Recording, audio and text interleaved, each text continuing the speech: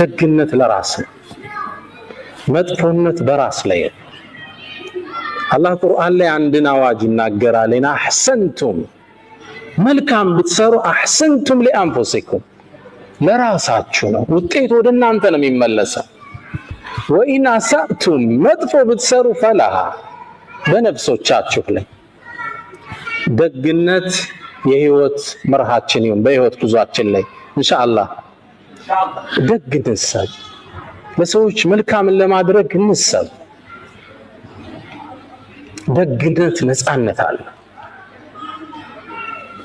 ፈላስፋዎች ሁሉ ዓለም ላይ ያለፉ ፈላስፋዎች ፊሎሶፈርስ በሁሉም ሐሳብ ላይ ተለያይተዋል ስለ አላህ እንኳን ተለያይተዋል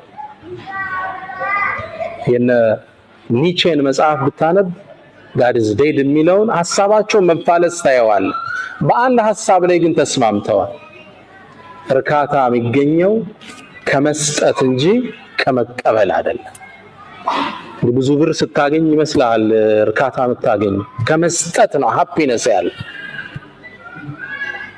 ደግ በህይወት ጉዟችን ላይ ደግ ሰው ነው ለሰው ቅን እንሰብ የሥራ ቫካንሲ አየህ ስራ ላይ እንትናኮ ስራ የለውም ደውለህ ጥራው እቴ የሆነ ጥሩ ሰው አየሽ እገሌኮ ለእንትና እንዲህ ሊሆናት ይችላል ቅን ማሰብ ለሰው ለሁለቱም የቁርአን አንቀጾች ሁለት ምሳሌ ልስጣችሁ አህሰንቱም ለአንፉሲኩም ደግነት ለራስ ነው ዶክተር ራቲብ النابلسي ያወሩት ታሪክ ነው እርሳቸው ስላወሩት ነው እኔም ታሪኩን መደግመው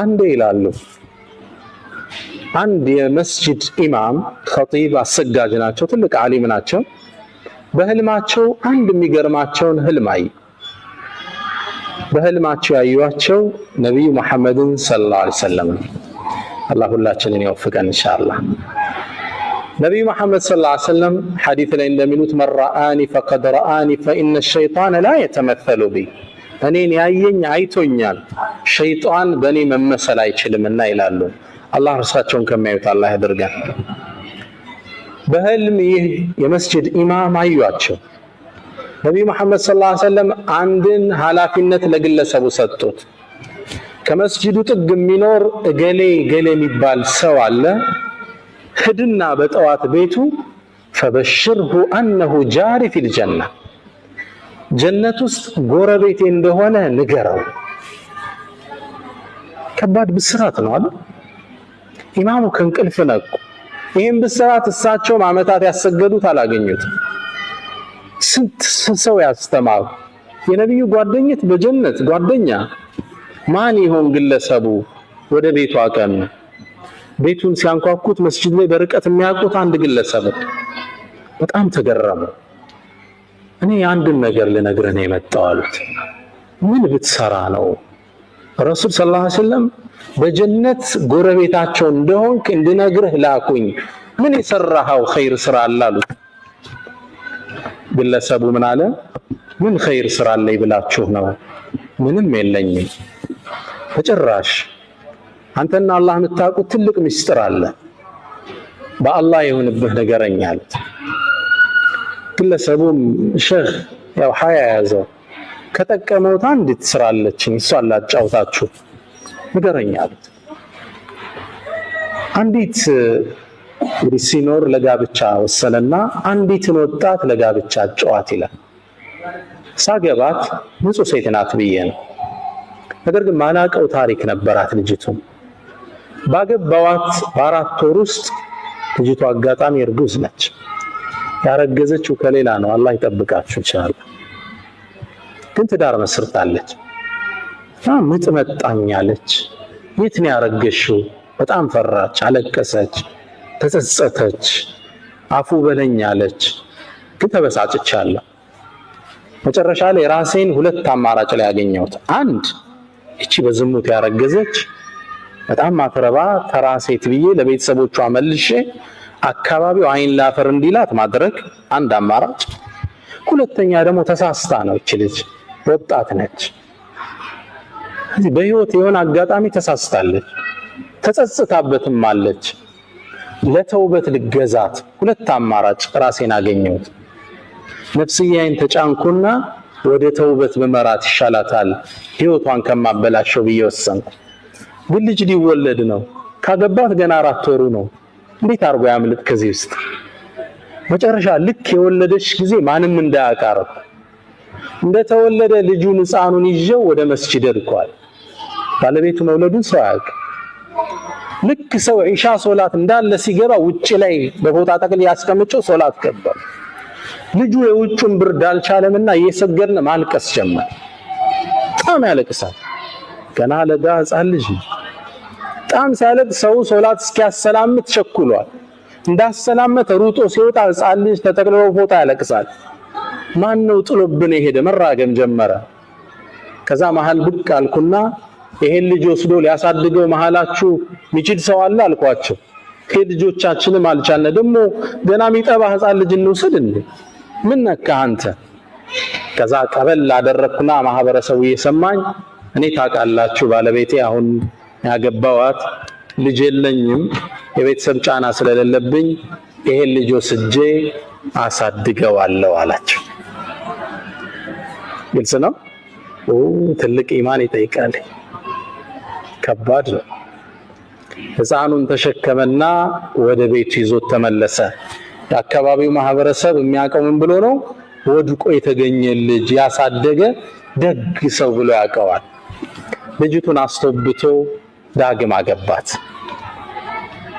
ይህን ኸይር ስራውን አላህ ተቀብሏልና በነቢዩ መሐመድ ሰለላሁ ዐለይሂ ወሰለም መልእክቱ እንዲደርሰው አደረገ።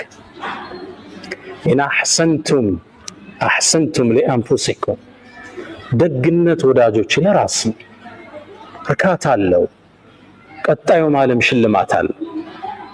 መጥፎነት ደግሞ በራስ ላይ ነው። የሰው ልጅ በሰው ላይ መጥፎ አይሰራም አይምሰላችሁ፣ ራስ ላይ ነው የምትሰራው። የአናጺው የመጨረሻ ቤት የምትባል ታሪክ አለች። እሷን ላጫውታችሁ። ግለሰቡ አናጺ ነው። በርካታ ቤቶችን ሰርቷል። በተለይ ደግሞ አመታት አብሯቸው የሰራቸው አንድ ትልቅ ባለሀብት የሪል ስቴት ባለቤት አለ። ግለሰቡ ብዙ ቤት እንዲሰራላቸው አድርገውታል። እሱ ነው ጣውላዎቹን፣ ወለሎቹን የሚያነጥፈው፣ ፐርኬውን፣ ጣራውን ሁሉንም የሚሰራ እሱ ነው። ኪችኑን ሁሉ የሚሰራ እሱ ነው። በርካታ ቤት ሰራላቸው። ታዲያ አንዴ ስራ በጣም ስለሰለቸው መልቀቂያ ወረቀት ወደ ድርጅቱ አስገባ። ድርጅቱ ውስጥ ወረቀቱን ሲያስገባ የድርጅቱ ባለቤት ወረቀቱን ሲያዩት የሥራ መልቀቂያ ወረቀት ነው። ይህ ሰው ስራ ሊለቅባቸው ነው። በጣም ጥሩ ጓደኛቸው ነበር። አመታት አግዟቸዋል። ከዛም ምን አሉት? በል ስራውን ልትለቅ ወሰንካው፣ እንግዲህ አንድ ነገር ላስቸግረ። ምን አላቸው? የመጨረሻ አንዲት ቤት ስራልኝ ማስታወሻ ትሆነኝ አሉት። ሰውየው ለመስራት ፈቃደኛ አይደለም። መጨረሻ ግን ከነበራቸው ቆይታ አንፃር ይሻላቸው።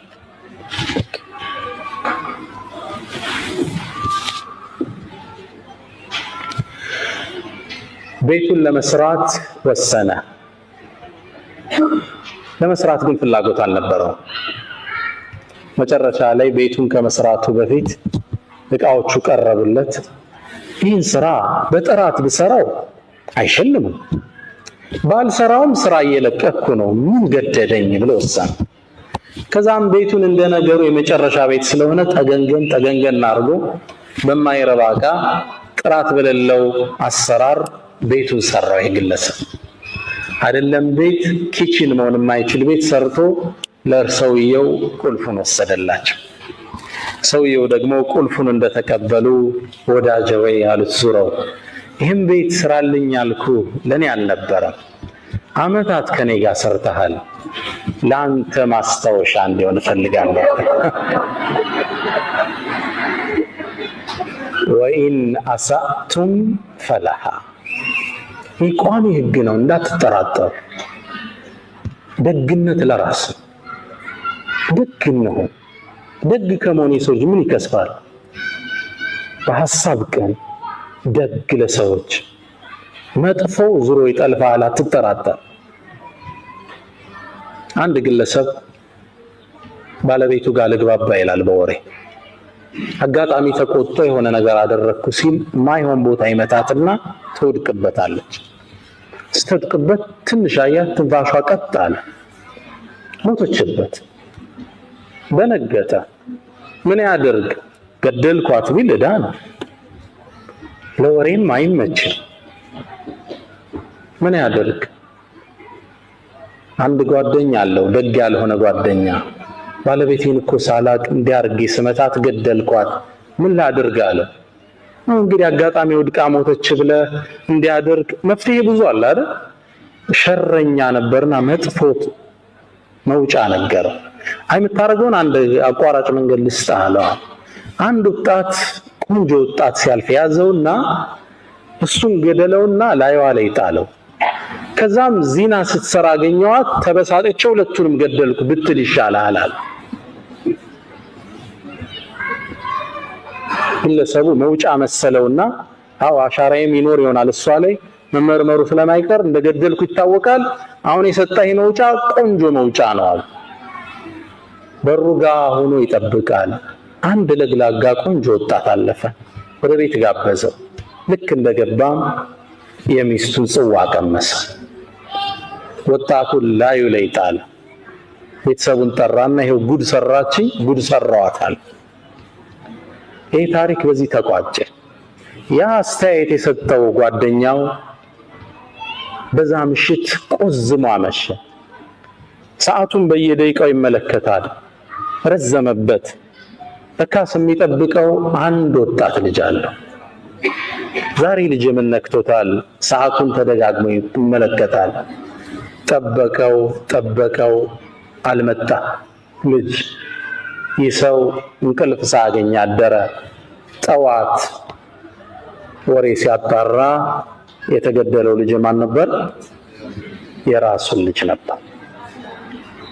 ወኢን አሳእቱም ፈላ። በህይወት ጉዟችን ላይ ሶስተኛው ምክሬ ደግ ነው። ቅን እንሁን ለሰዎች ለውጥ እንሰብ።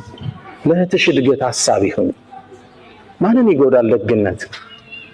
ማንስ ነው ደጉ ነው የጠፋው? ደግነት ዋጋው ወደ ራስ ይመለሳል። በህይወት ጉዞህ ላይ ሌላው አራተኛው ምክሬ ሁሌም ተሐድሶ ያስፈልጋል። ሁሉም የህይወት ክፍሎችህን ሁሌም ልታንጻቸው ይገባል። የሰው ልጅ አራት ነገሮች እንዳሉት ይታመናል። አእምሮ፣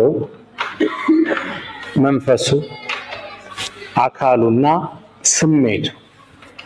ማይንድ፣ ቦዲ፣ ኢሞሽን እና ስፒሪት ይሉታል። አራት ነገሮች አሉ። እነዚህ በህይወት ጉዞህ ላይ ሁሌም እድሳት ያስፈልጋቸዋል።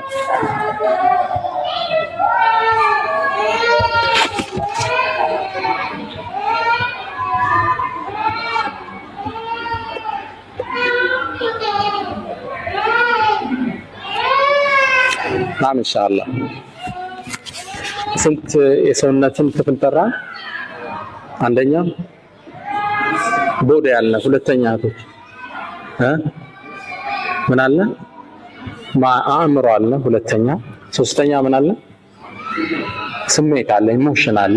አራተኛ ዋናውን ረሳችሁ፣ ስፒሪት መንፈስ አለ የሰው ልጅ። እነዚህ አራቱን ሁሌም ማደስ ጥገና ያስፈልጋቸዋል። ባላንስድ ላይፍ የምንለው አለ። እነዚህ ማሟላት አለብን። አእምሮ በንባብ መልካምን ነገር በማዳመጥ ሐላል የሆኑ ፊልሞችን ቢሆን በመመልከት አእምሮ ይፋፋል፣ ይዳብራል። ግልጽ ነው። አካል ፊዚካል ኤክሰርሳይዝ በመስራት ባላንስድ ኤክሰርሳይዝ ይሉታል። የተመጣጠነ ስፖርት ማለት ነው። ብዙ ጊዜኛ ስፖርት በትክክል አንሰራም። ነሸጥ ሲለን ጅም ነዳለን፣ ከዛ ወር እናቆመዋለን። ይሄ የበለጠ ያወፍራቸዋል። ጥንቃቄ ይወሰዱበት። እኔ እየሰራው እኮ ነው ስፖርት መወፈር የሚል ሰው ይገጥማቸዋል። ባላንስድ አይደለም። ትለጥጠውና ምግብ ይገባል መልሰህ።